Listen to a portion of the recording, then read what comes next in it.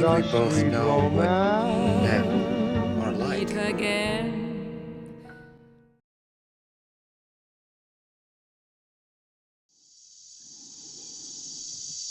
18 months ago, the first evidence of intelligent life off the Earth was discovered.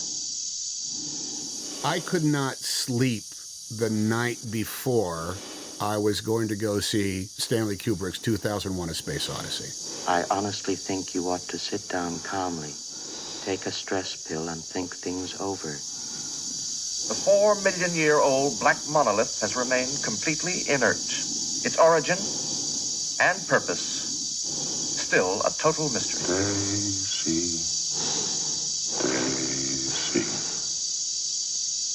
give me your answer, do. Testing 1, 2, 3, 4.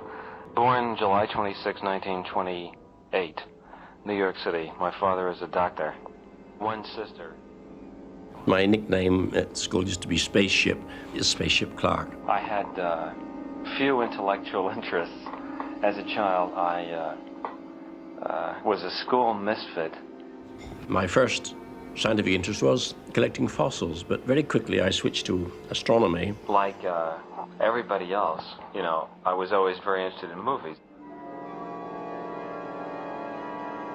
Stanley Kubrick from the Bronx and Arthur C Clarke from Minehead, Somerset, the film director and the writer of science fiction, the two originators of the epic film 2001: A Space Odyssey.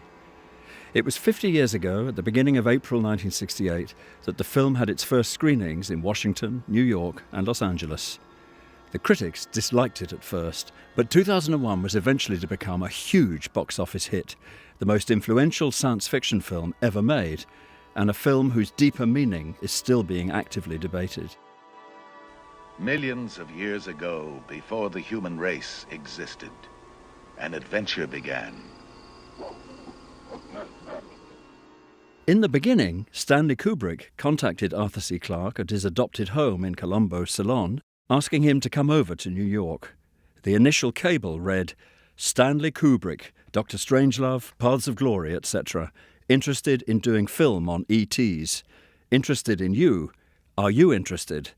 Thought you were a recluse." Yes, so I got a letter out of the blue from Stanley Kubrick saying that he wanted to do the proverbial good science fiction movie, and did I have any ideas? And I wrote back saying, yes, I had. Jeremy Bernstein tape, November 27, Side A. Here's Stanley Kubrick, interviewed for The New Yorker in 1966. In praise of Arthur C Clarke, he is, I think, the most poetic science fiction writer. Well, he's also nearly the best informed, I think. Right. He is scientifically the best informed.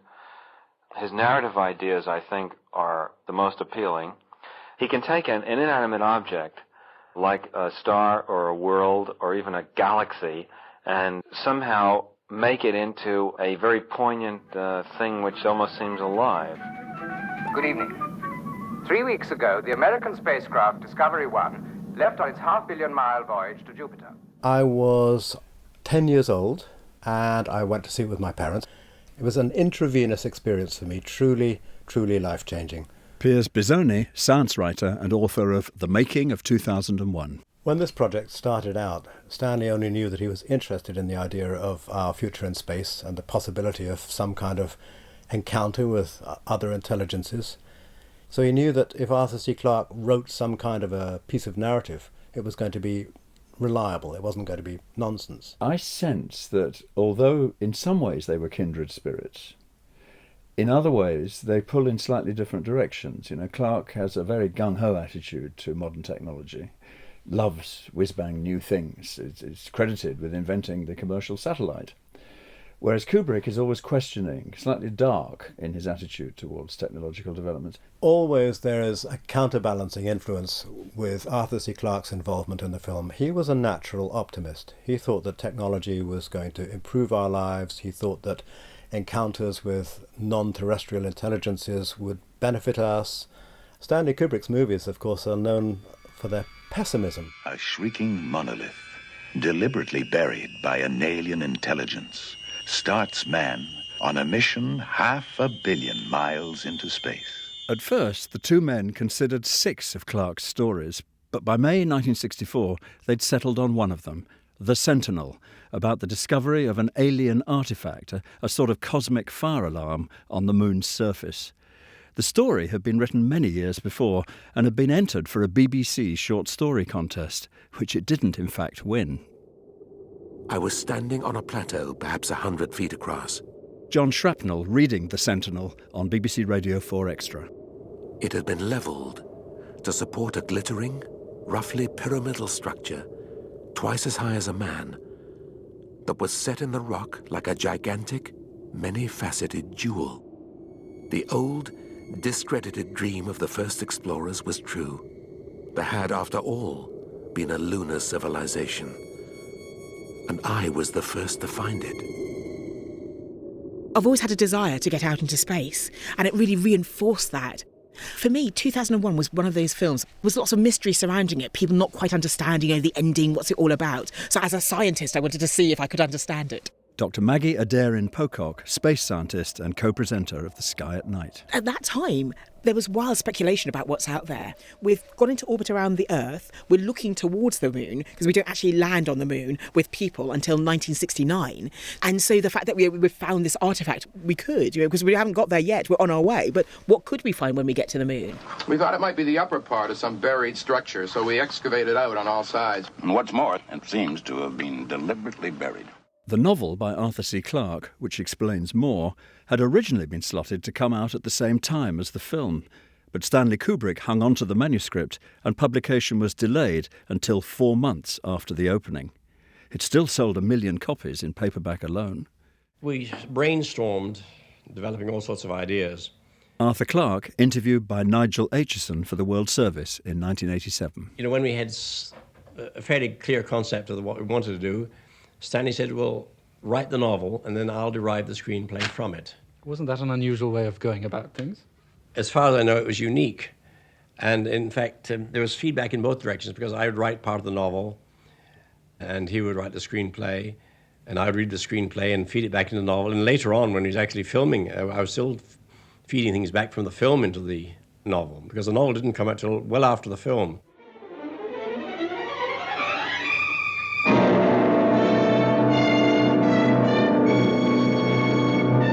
One of the first things they do is watch lots of science fiction movies together, lots of previous ones, Destination Moon, Conquest of Space, Things to Come, with all of which, according to Clarke, Kubrick is unsatisfied, except, I think, Destination Moon, because of the designs by this man Chesley Bonestell. And in fact, I think a print of Destination Moon was sent over to Boreham Wood when they were making 2001. But he found the stories puerile, he found the scripts banal. He simply wasn't satisfied that anyone had made a serious science fiction film. It was regarded as a sort of drive-in movie junk genre. 2036 AD, you are catapulted through the centuries, whirled into the great unknown, into an era of glass cities towering to the sun, and a gigantic space gun rocketing passengers to the moon. Arthur made Stanley watch Things to Come, this really quite famous film based on the ideas of H.G. Wells, with some very impressive special effects by the standards of the 1930s. Stanley sat through this thing, and at the end he said, "Arthur, I'll never see another movie you recommend." It was a good try, though. It was a good try. Is man never to rest, never to be free? Make the space gun the symbol of all that drives us, and destroy it! I've just come into the London College of Communication in Elephant and Castle, which is part of the University of the Arts, London, and I'm about to enter the University Archives and Special Collections Centre, which houses the great Stanley Kubrick collection. My name is Georgina Orgill, and I'm the Stanley Kubrick archivist at the University of the Arts, London. Can you sort of walk us through the holdings you have? We have drafts of the novel that Kubrick and Clarke collaborated on, early drafts of the screenplays, treatments and notes, all of the pre-production material. There is a huge amount of research that Kubrick and Clarke did, lots to do with the development of products that were going to be shown in the film and used on board the spacecrafts. Also the marketing, the publicity surrounding the film's release. What does does all this tell us, do you think, about Stanley Kubrick, the man? I mean, did he ever throw anything away? Well, I'm sure there is some material that he threw away, but part of the reason why the archive is such an amazing resource is that it is so complete. So yes, it does certainly tell you something about Kubrick's level of involvement in all aspects of the film production process. You are about to see the first public exhibition of an entirely new form of entertainment. Ladies and gentlemen, this is Cinerama. That was Lowell Thomas's celebrated announcement at the beginning of This is Cinerama, released in 1952, as the screen expanded from narrow black and white to wider still and wider, in colour, the widest screen ever. Back to the archive. One of my favourite items is this press release, which we got in front of us, dating from February 65, which is almost a year into the relationship. The first major press release about this production. It's still called Journey Beyond the Stars, so it hasn't changed its name to 2001 A Space Odyssey yet. But the whole tone of this press release is as if it's a kind of Cinerama travelogue. It actually says, based on a novel to be published this winter, some hopes, it will be filmed in Britain, Switzerland, Africa, Germany, the United States, interior scene, all this, none of which happened. Mm-hmm. It was all filmed at Boreham Wood Studios at MGM and a little bit at Shepperton. They hadn't got there yet in what sort of movie it was going to be, and yet they're announcing it to the press. Mm-hmm. This press release is much closer to what you can see in the original novel text and the original screenplays from this period, that there is a lot more sort of just showing life in space and showing what it's like. The crew of Discovery 1 consists of 5 men and one of the latest generation of the HAL 9000 computers. 3 of the 5 men were put aboard asleep, or to be more precise, in a state of hibernation. It was originally called Journey Beyond the Stars, and then it turns into 2001 A Space Odyssey. And there's a famous interview with Stanley Kubrick where he talks about the Odyssey idea. He says, the ancient Greeks going across these vast oceans, that must have had the kind of excitement that today we think of when going across outer space. So there are direct analogies between Homer's Odyssey and the Space Odyssey. I think for both men, the film started out as a realistic and exciting and gripping portrayal of our future in space and potential encounter with some kind of non-human intelligence. But as it evolved, they both got gripped by the idea of some kind of psychic magnificence, I suppose, some kind of epic theme. And it's these elements that Stanley more and more started chasing down. So Stanley Kubrick said, if it stirred your emotion, your subconscious, your mythological yearnings, then it has succeeded. Well, it certainly succeeded with Charlotte Rampling, Arthur C Clarke, Tom Hanks and Robert Lindsay on their desert islands. Let's have your next record. What's that to be? The opening title music of 2001 Space Odyssey. This film, I think, had an enormous impact on the young people and older people alike. This, of course, is the famous opening. They've also struck Zarathustra. Everybody forgets now that it was a tune poem by Richard Strauss, and they say it's the theme music from 2001. And no matter how often you hear it, it never wears out. It's incredible how it always gives me the same thrill when I hear these opening bars. This is the wow moment of my life, going from kid trying to figure out what's interesting in this life to young man yearning to be an artist. How's that? It always leaves me with a cold, tingling sensation every time I hear it. So I'm going to get one now, aren't I?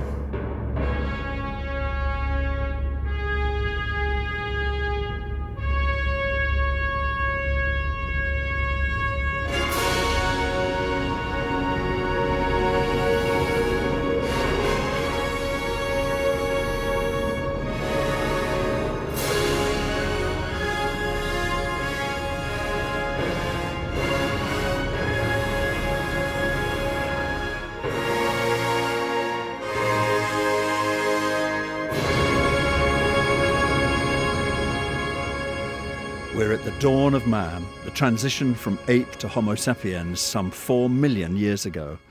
And in a recreation of the southwest African desert, a particularly inquisitive ape, the Moonwatcher, was played by Dan Richter, who'd done his homework watching Guy the Gorilla at London Zoo. He was the basis of my character, and I used to live over here, so I would come over here as soon as the zoo was open. I would be in, and sometimes I would spend an hour or two with him in the morning before I went, then would go on to work. As an actor, I needed a basis for my character, or what we call an animal control. I wanted somebody I could use. Being a practical guy, I'd remembered that Marlon Brando had used a gorilla for Streetcar Named Desire, and I thought, that triggered my idea. And so I went over and I would start sitting and looking at Guy. And of course, he was very different than what I was trying to do because he was essentially a prisoner, I was in this little cage. So I just used him as a basis of my character, who I called Joe.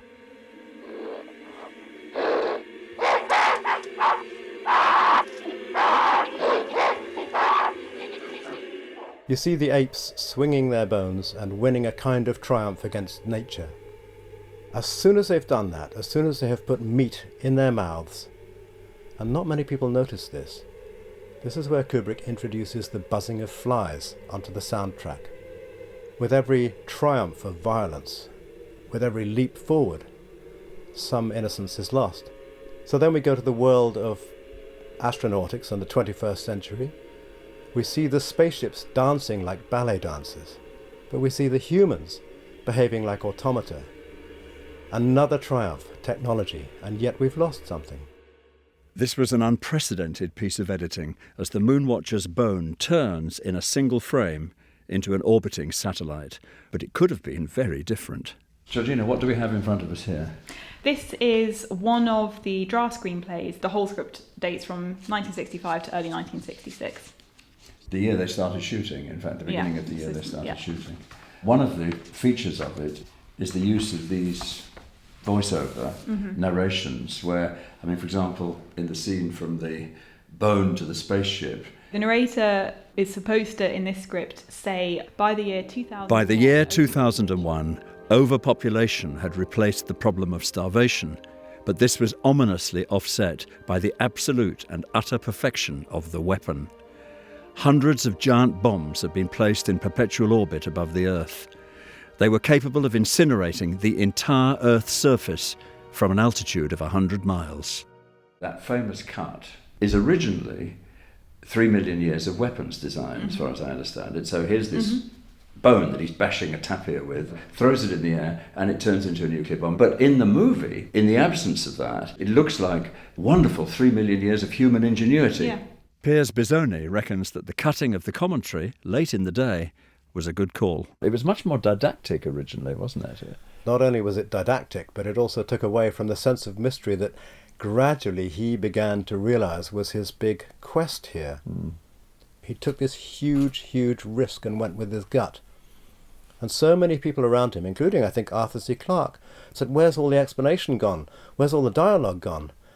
And Stanley was under enormous stress by this point, knowing that this was risky, knowing that his backers at MGM would probably not like what he was coming up with. But his instinct as an artist said, get rid of the dialogue, get rid of the explanation. And of course that's why 50 years later the movie is still thrilling and intriguing audiences, because like all great movies, it asks its audiences to do some of the work. Now, I'm sure you're all aware of the extremely grave potential for cultural shock and social disorientation contained in this present situation.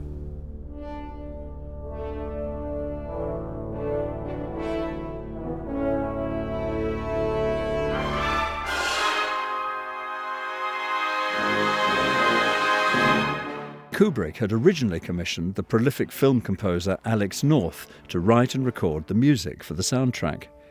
North had worked with Kubrick before on Spartacus and was particularly excited by the prospect of composing for a long movie which had only 25 minutes of dialogue.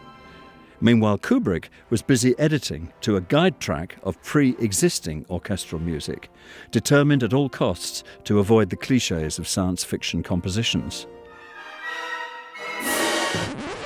In the event, Alex North only discovered at the New York preview of 2001 that not a single note of his music had been used. How long do you hang on to a spaceship travelling from left of screen to right of screen? Ray Lovejoy, film editor on 2001 and assistant editor on Dr Strangelove, interviewed for Talking Pictures in 1998.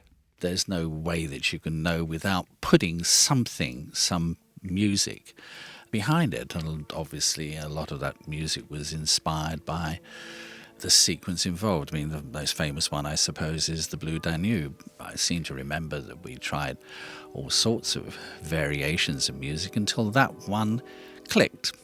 And it worked. Every time you saw the Blue Danube against the sequence, it was obviously magic. The idea of using something which was 100 years old, it was well known anyway, and it's dance music from Vienna, to use this in a modern American space film. I mean, it's outrageous. Jan Harlan is the brother of Mrs. Christiana Kubrick. He spoke to Radio 3 a couple of years ago. It was very interesting. Later on, when I made my documentary about Stanley Kubrick, that was in 2001, I needed to also get that music. And I went to the publisher, and the boss there told me, look, don't worry about it. Because Kubrick used this music, we made so much money by selling it for commercials and whatever. You can have it for £1, and you don't even have to pay that.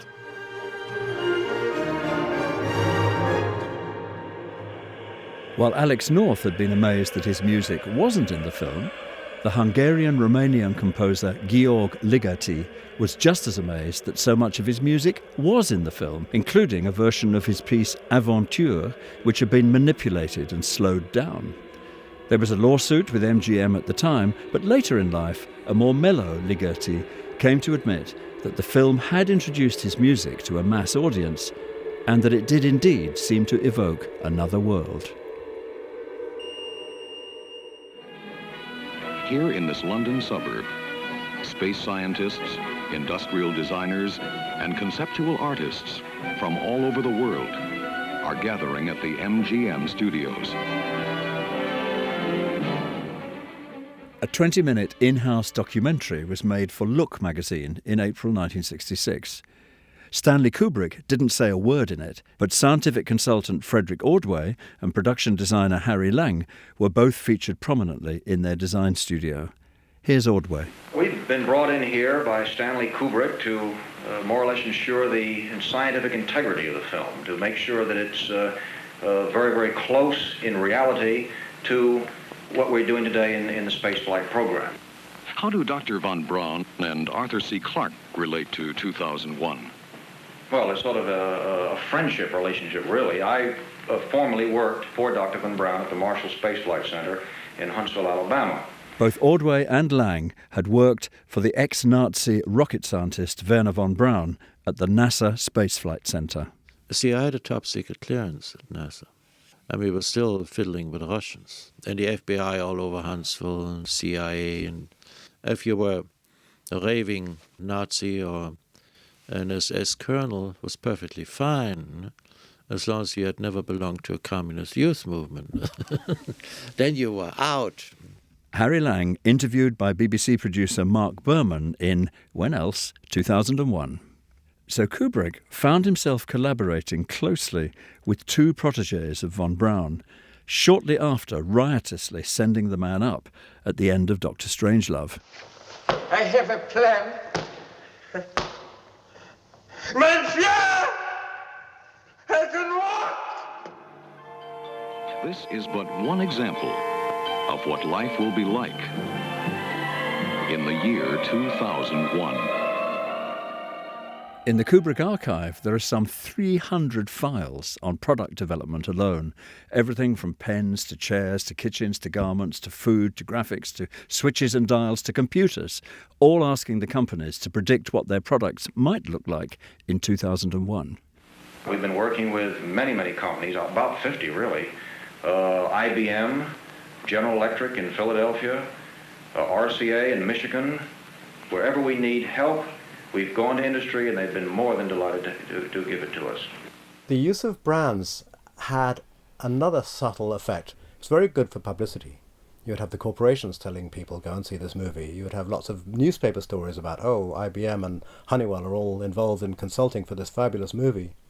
But also, ultimately, on screen, the effect is to make this wondrous experience of travel into Earth orbit banal, corporatized, sanitized.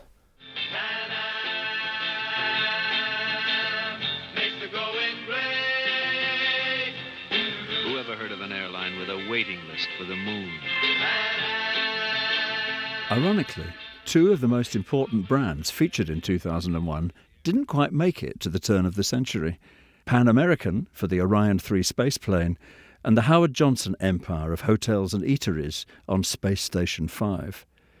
Heather Downham played one of the stewardesses in space and recalled the experience for a Channel 4 documentary in 2001. Every morning before we started filming, 3 space hostesses had to meet in Stanley Kubrick's caravan, and the first assistant would say to us, "Mr. Kubrick would like your thoughts for the day." So come out with anything, like, "I now see immortality is the fate of us all." And he'd sit and think for a little while, and then he'd say, "Good, we can go with that. Let's start work." Forgive me for being so inquisitive, but during the past few weeks, I've wondered whether you might be having some second thoughts about the mission. Harry Lang had never designed for a film before, and he found it a demanding experience. He was such a sticker for detail. Normally, you would not have brushed steel walls. You would have silver paper or the paint plywood silver. Then you stick a little blue Fablon on it, and those are the buttons. But not on that. That was the real thing, and those buttons were real. Harry Lang's drawings and design ideas were turned into models of various sizes by an army of model makers on the MGM lot, some poached from the much-loved ITV puppet series Thunderbirds, created by Jerry and Sylvia Anderson. Stanley Kubrick telephoned Sylvia Anderson of Thunderbirds fame once and said, "Oh, I love what you're doing with Thunderbirds, it's really beautiful effects, come and go for lunch." And Sylvia said, "Oh, you're just trying to poach some of my effects people, aren't you?" And there was this pause. And Stanley said, "Oh, well, I guess there's no point in having lunch then," and put the phone down. One of them was Joy Cuff. "This letter is to confirm your engagement as Special Effects Department Assistant." So I didn't say what. "On the above production, 2001 of Space Odyssey. Your engagement will commence on Monday the 7th of March, 1966. And your salary will be £20 a week." My dad thought that was ridiculous. You're getting £20 a week? Oh, by the way, I wanted to say to both of you, I think you've done a wonderful job. I appreciate the way you've handled this thing. Well, the way we look at it, it's our job to do this thing the way you want it done. We're only too happy to be able to oblige. The live action was the pit with the ramp going down, and all the spacemen walked down to see this obelisk. And then our shot, which was the tabletop, it was 6 foot wide by 3 foot. Being the pit, it has the heaps of moon dust. Moon dust. A student came here one day and he said, "Oh, did you work from the photographs?" I said, "What photographs?" He said, "Well, of the moon." I said, "No, I hadn't been there then." But all this detail was there not for its own sake, but to help the audience suspend its disbelief, to go with the flow. But like all good myths, 2001 still needed a bad guy to heighten the drama. The 6th member of the Discovery crew was not concerned about the problems of hibernation, for he was the latest result in machine intelligence, the HAL 9000 computer. I don't think I've ever had a villain, except maybe some people might say Hal. Yes, now, Hal is your most famous character. Do you think that's significant, that your most famous character is not a human being? I'm afraid it's extremely significant. It indicates that I'm not all that interested in human beings as opposed to ideas, machines, and great thoughts like the cosmos and the life universe and the meaning of everything. The 9000 series is the most reliable computer ever made. No 9000 computer has ever made a mistake or distorted information. Hal, despite your enormous intellect, are you ever frustrated by your dependence on people to carry out actions? Not in the slightest bit. Are you impatient with the fallibility of human beings? Not as much as I used to be. What about yourself? Do you get cross with yourself? Well, I'm infallible, so that doesn't arise. But the computer wasn't infallible. It was an all-seeing eye, like the eye of the Cyclops, in the centre of an array of dials and screens. I always think that it's nearer the scale of a sort of military mainframe computer of the 1940s and 50s than it is the scale of how things would develop. You know, Harry Lang, the designer, said, well, a lot of these things, you have to say, will the audience accept them? And the great thing about a huge dashboard with a red eye in the middle of it is it looks like a computer, and so the audience will accept it as a computer. And they must have thought about that as well. The second most important thing was it had to be scientifically credible. But the first most important thing about any of his images is it had to be arresting, it had to be interesting. There's absolutely no reason in the world why Hal should have a glowing red eye. But Stanley was faced with the problem, how do we give this eye character? And that's how they did it. Hal had acquired not just a character, but a new voice too. Keir Dullea, who played astronaut Dave Bowman, talked about it on the Radio 2 Arts Show in 2014. He hired Nigel Davenport, a British actor, to be the voice of Hal for us off camera. He decided, no, it's too British. So he said, I'll worry about it in post-production. So he turned to his assistant director. He says, you do the voice of Hal for the boys, meeting us. And this was the voice of Hal for the rest of the film. Dive. Sorry, Doc, I can't. Oh, no, I can't do that. A bit like working with Michael Caine. Finally, they chose the voice of Canadian actor Douglas Rain, which they'd heard in voiceover on a low-budget educational documentary called Universe, made in 1960. 500 million miles out from the sun, the giant planet Jupiter, ruling 12 moons. The computer was originally called Athena, a benign female presence, and it was the result of a lot of research with IBM. The production company had drawn up an agreement with IBM in July 1965, which stated that in return for design advice and hardware, the trademark would be displayed as prominently as possible. But by the end of 1965, Athena had become much less benign and male, and IBM had to be warned, said the letter, about some equipment failures on one of the spacecraft, which was putting it mildly. Perhaps it was best not to put IBM's name on that computer. Perhaps it was better to call it HAL. Do you think that the letters HAL are their way of getting their own back on IBM? I mean, it is a huge coincidence that they're next to each other in the alphabet. Of course, Stanley absolutely wanted to chart his own course with the movie, but he was not going to insult any of these people who had helped him. He was not going to start a war with the corporation. This was entirely coincidental. But they were, at the same time, very, very careful about warning IBM that there was going to be a computer called HAL, and the HAL was going to go wrong. And they promised IBM, your logo will not be associated with that. Your logo will only appear in another spaceship, where everything goes fine. I am putting myself to the fullest possible use, which is all I think that any conscious entity can ever hope to do. Back to Georgina Orgill at the Kubrick Archive. In your view, what's the most interesting piece in the 2001 collection? It's not really one specific piece, but the correspondence that you see between Kubrick and Clarke is really interesting, because most of their collaboration obviously was done remotely. This is a letter from Kubrick. Kubrick writes, have wonderful idea, but predicated on Hal being able to overhear Bowman and Poole discussing him in whispers inside pod. And then you get a letter back from Arthur Clarke talking about how Hal is going to find out that the astronauts are planning to switch him off. He says, I agree that the lip reading idea is the neatest solution, as long as it doesn't seem too contrived. Isn't it odd that Hal can see both men's lips through the narrow pod window? For that matter, can they both get into the pod? So he has this sort of inspiration, let's have him overhearing it, and then Clarke says, careful, it could get a bit far-fetched. Yeah. The fact Kubrick kept all this, unbelievable. Acknowledging your cable, but have new idea explaining computer's problem, which excludes other HAL stop. I mean, anybody reading this would think, what on earth are they talking about? The one episode in the film which I thought improbable, and this was Stanley's idea, not mine, was Hal lip reading. Well, now they are training computers to lip read. So Stanley was right and I was wrong. Dave, although you took very thorough precautions in the pod against my hearing you, I could see your lips move.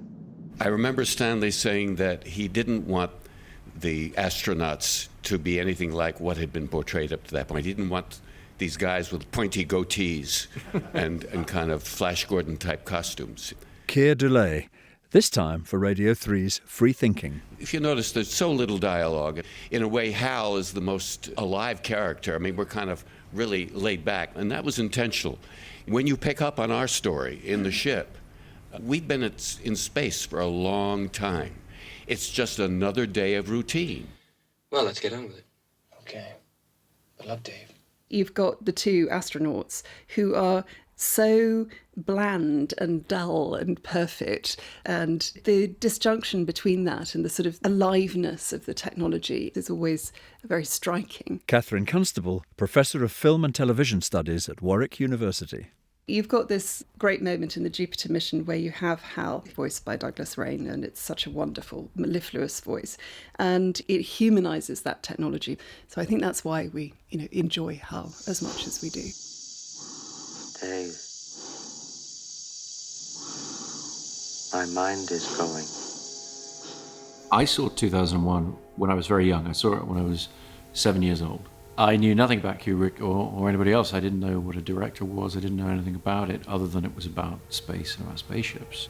But what I really remember at that age is this profound sense of the screen opening up and taking me to other worlds that I could only imagine. Film director Christopher Nolan, who rebooted Batman and made Interstellar, particularly remembers the famous Stargate sequence.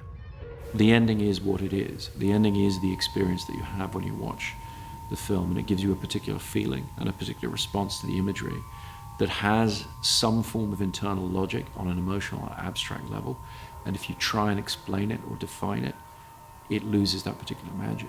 It's the genuine response that I had as a 7-year-old watching the film. I couldn't hope to understand any of the intellectual ideas behind it, but you understood the journey, and you understood the excitement and the visceral excitement of the climax of the film.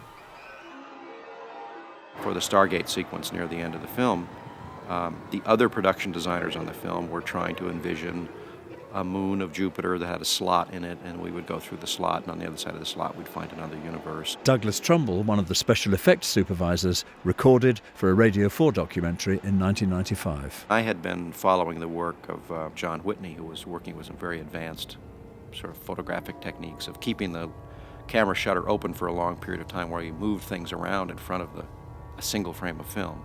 When you could move lights around and create patterns and effects on that film. And I worked out a test of moving some patterns relative to the camera and creating this kind of light corridor effect, and showed that to Stanley Kubrick, and he said, yes, this is the answer to this problem. This will get us into that other dimension.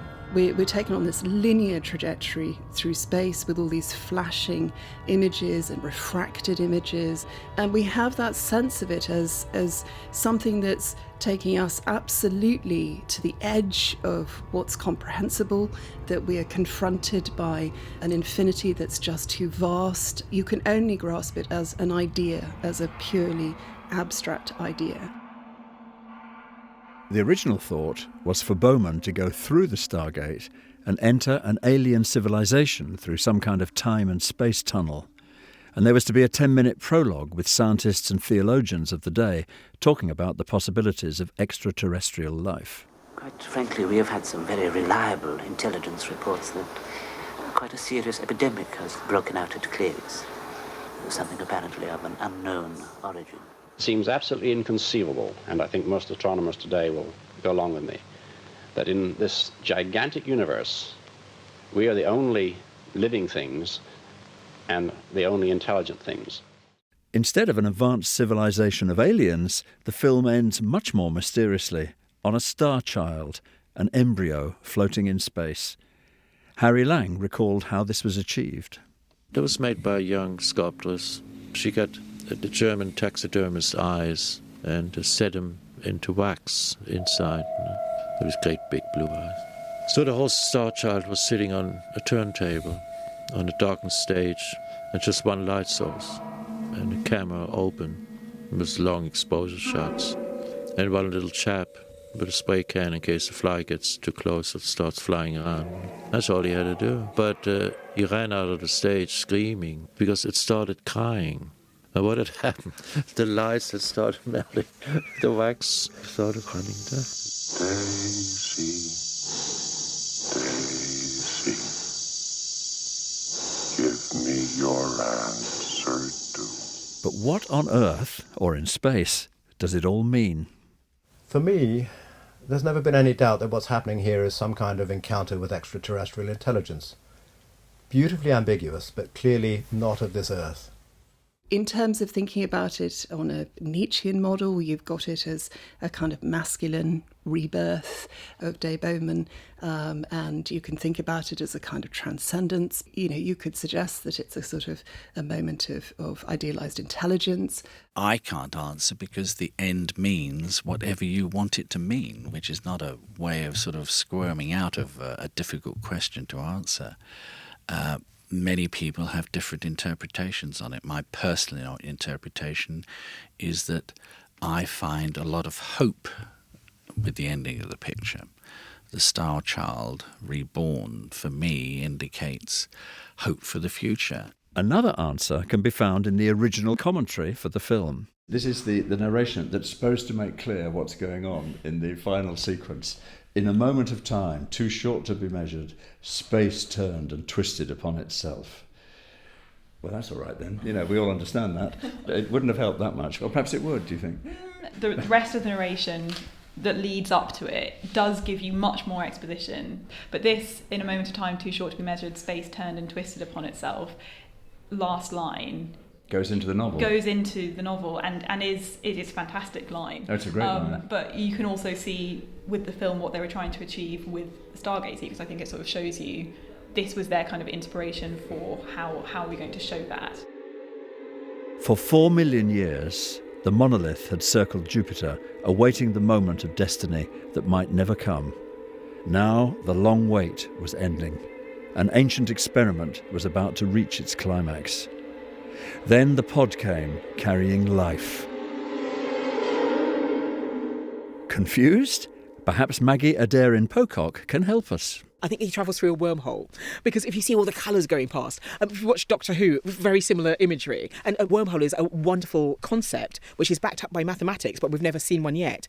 You have three-dimensional space, and you have position A and you have position B, and travelling between them would take millions of years. But with the space-time continuum, you can fold space-time and travel in between those two distances by using a wormhole, and you travel much quicker. So I think the monolith is like a portal, and suddenly he's whisked somewhere else in space and time. That's my interpretation.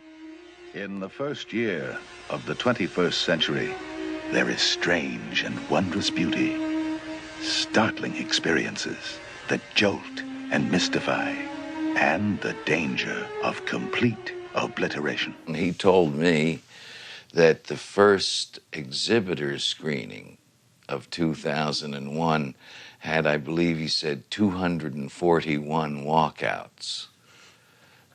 This is, I'm sure he counted them too. And so to that opening night in April 1968, which Jack Nicholson heard about from the man himself, and which Christiana Kubrick remembers only too well. We had all the executives sitting in the audience, very old, many of them, and they didn't understand the film at all and left. Then there was an enormous, catastrophic meeting in our hotel room, and Stanley was so upset he lost his voice. We were up all night, and I woke up to the sounds of a DJ saying, "This is the most fantastic film," and the people are queuing around the block. It was just the Blue Rinse Brigade that walked out. Christiana Kubrick in the documentary Kubrick, A Life in Pictures. I know I've never completely freed myself of the suspicion that there are some extremely odd things about this mission. What do you think about the change in the marketing campaign? That the initial run of posters is highly technical, sort of science fiction style illustrations, and then they pull that and decide on a different campaign, which is this picture of the embryo in space, the Star Child, the ultimate trip. So from having been a sort of techie campaign, it becomes a hippie campaign. The studio and the Kubrick camp had done a really good job in getting people to feel a sense of anticipation about this movie. However, when the reviews came in and when audience responses came in, they did realise that young people were latching on to a particular aspect of the movie's presentation. I'll go in through the emergency airlock. Without your space helmet, Dave, you're going to find that rather difficult.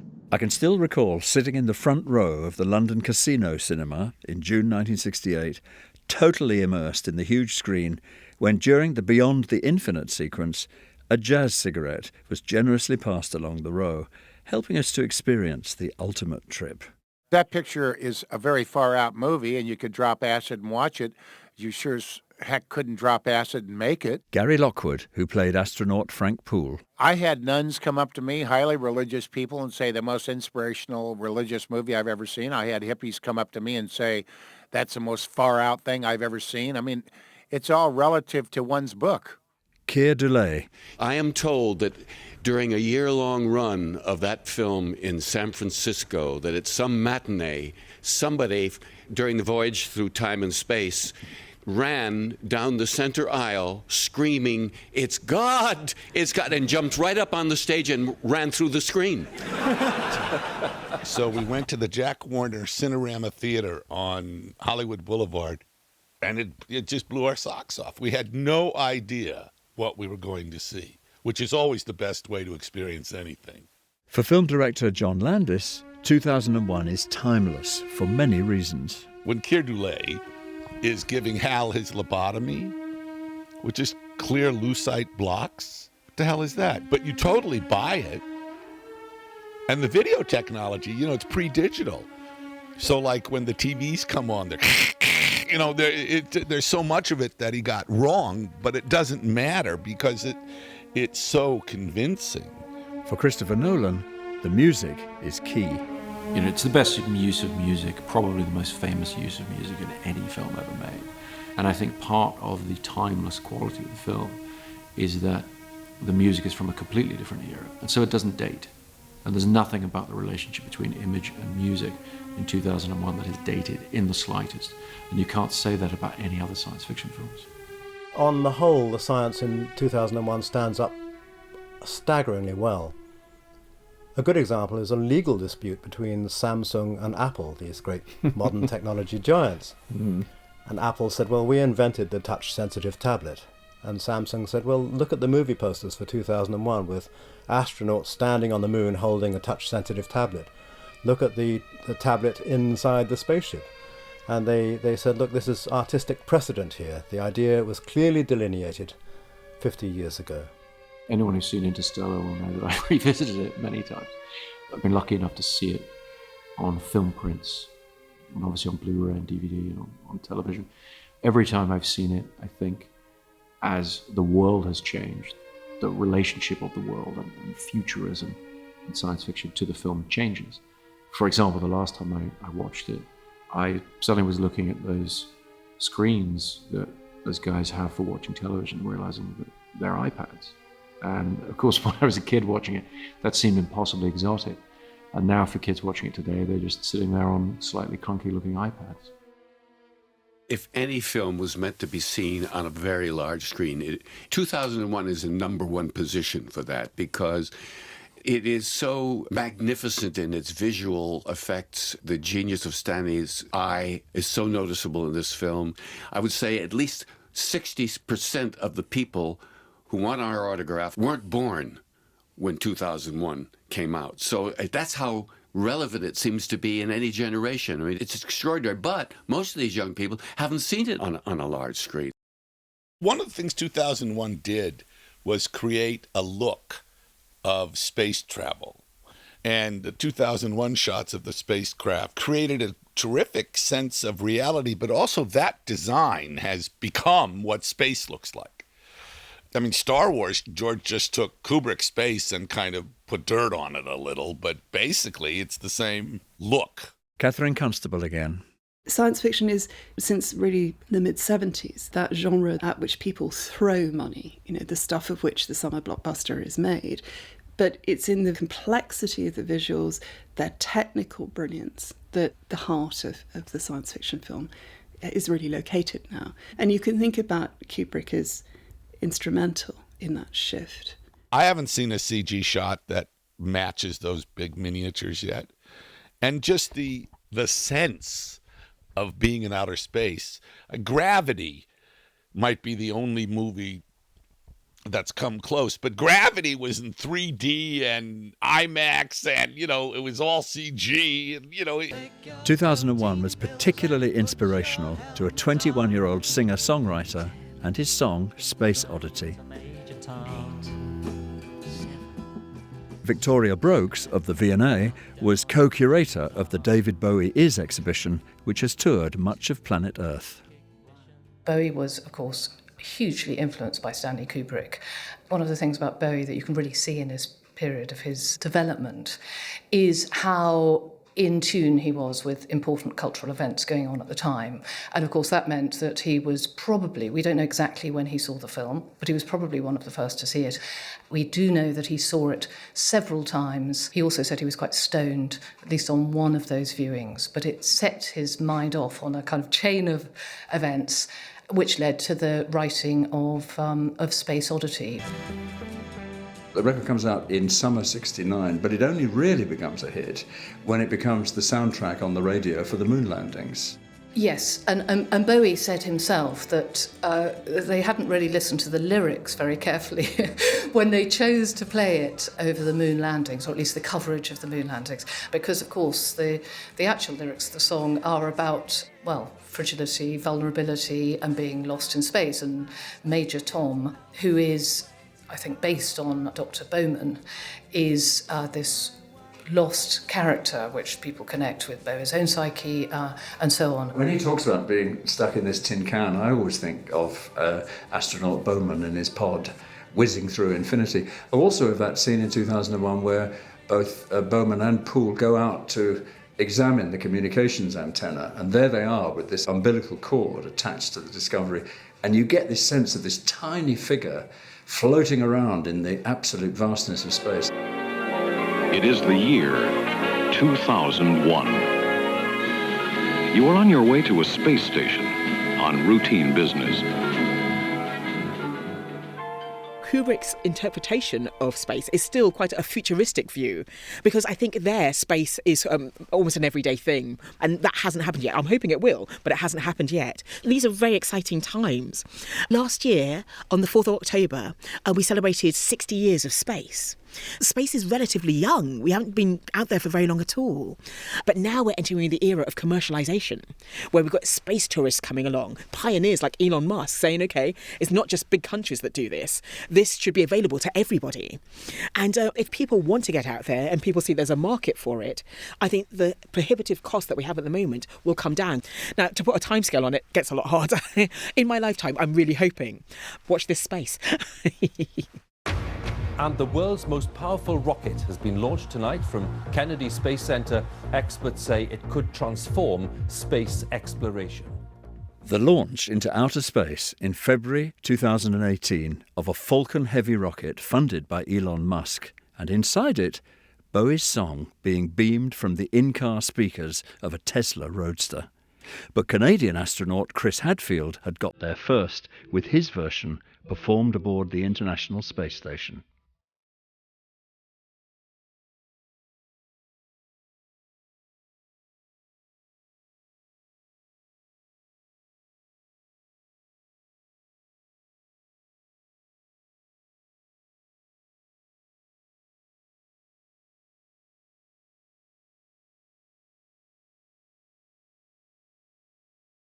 Obviously, Kubrick, tremendously popular, and the film is enormously popular. Nonetheless, the fact that, say, the Chris Hadfield video of him singing Space Odyssey has been seen by 37 million people. I mean, those are huge numbers that Bowie is getting to. And you know, if Musk has got his technology right, it's going to go on forever. For all eternity, out there in the vastness of space, we can hear Major Tom. Yes, yes. Luckily, there's no one travelling with that. They get a bit fed up. Fed up with it or not, like it or not, Space Odyssey will be out there for an eternity, or at least for as long as the heavy rocket keeps going.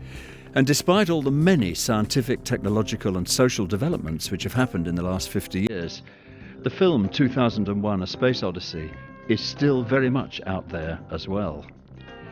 After it was released, Arthur C Clarke returned to Ceylon and said, "If you understood 2001 completely, we failed. We wanted to raise far more questions than we answered."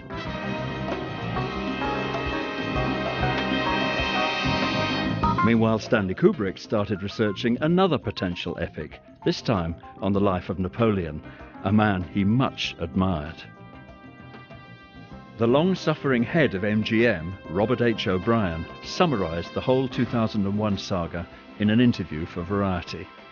"Why have Buck Rogers for $6 million, he said, when you can have Stanley Kubrick for $7 million. Actually, 2001 in the end cost $10.5 million. But for that, he certainly got a Stanley Kubrick film."